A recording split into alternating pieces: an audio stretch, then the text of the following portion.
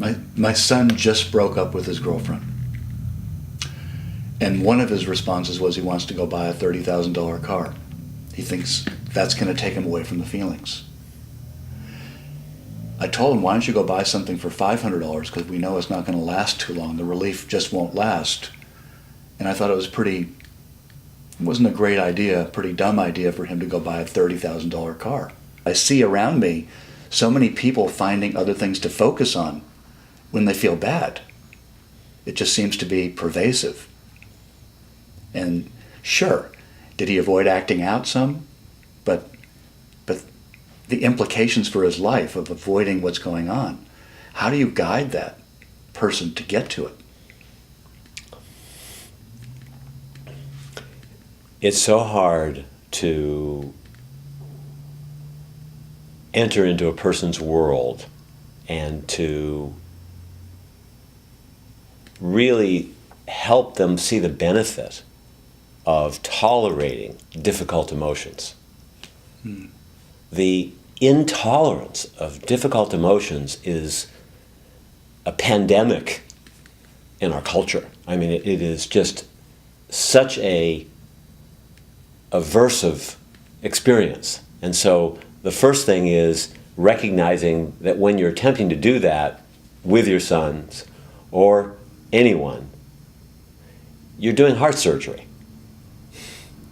And it's not as simple as, well, why don't you just feel this for a little while and see if you can handle it? It's much more, it requires incredible gentleness, incredible empathy to be even able to suggest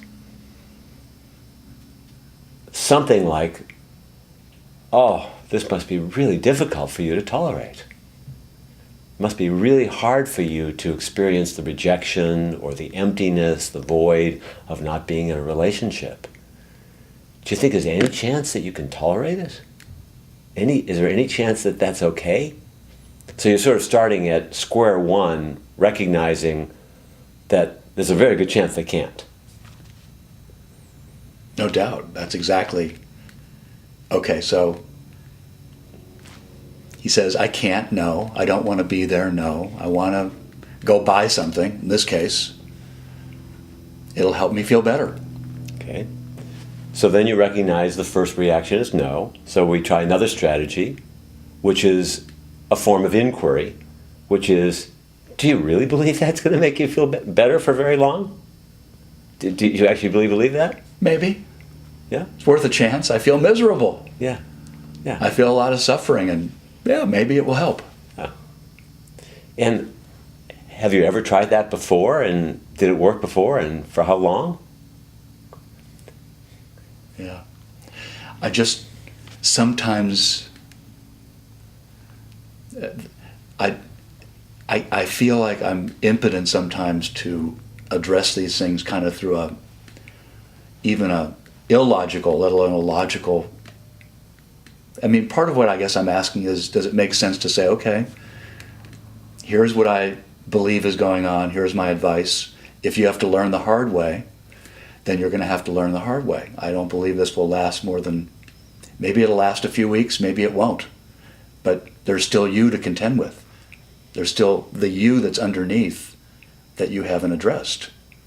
And so I get torn between letting life lessons be taught by the experience he wants to have and trying to intervene more assertively. I don't know where to draw that line. Well, I think what you're saying is really true. I mean, if he can narrow it down to a $500 lesson rather than a $30,000 lesson, obviously it's a benefit. But when it's something that's going to have enormous impact on his life, it's going to be the major purchase for the next 2 years, then you need to make much more of an effort to try to persevere. If it's a $500 mistake and he can afford it, not such a big deal. My inclination is to operate at two levels. One is perpetual inquiry. One is perpetual kindness and acceptance, where you're trying to reapproach and reapproach with questions to draw on his life experience, with qualities that are tender or warm or empathic. And you're really maybe humor, playfulness. And if none of that works, then you're really working with your own helplessness. You're working with your own possible frustration.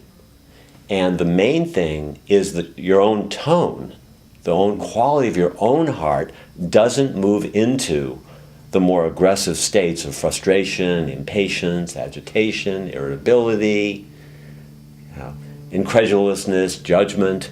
Yeah. Yeah, that's exactly right. And that is hard. That is really hard because I didn't, in my life, part of the issue is I didn't funnel my defenses that way. So it's very hard for me to identify with buying stuff as a solution. So it is. I do judge it, and I'm ineffective. I'm pushed away. I'm obviously a person that he believes can't understand him, and it becomes very hard for him to even tolerate me commenting on his situation. So the question is, how much are you really doing? How much am I really doing? How much are you really doing to look at our own state of being while we're trying to supposedly help someone else? How much are we actually in a state of being where our heart is open? How much are we really, when we're inquiring into common sense for them or good sense for them, how much is the attitude friendly and warm? And how much are we justifying, well, of course I'm frustrated or agitated because you're doing something stupid. Yeah.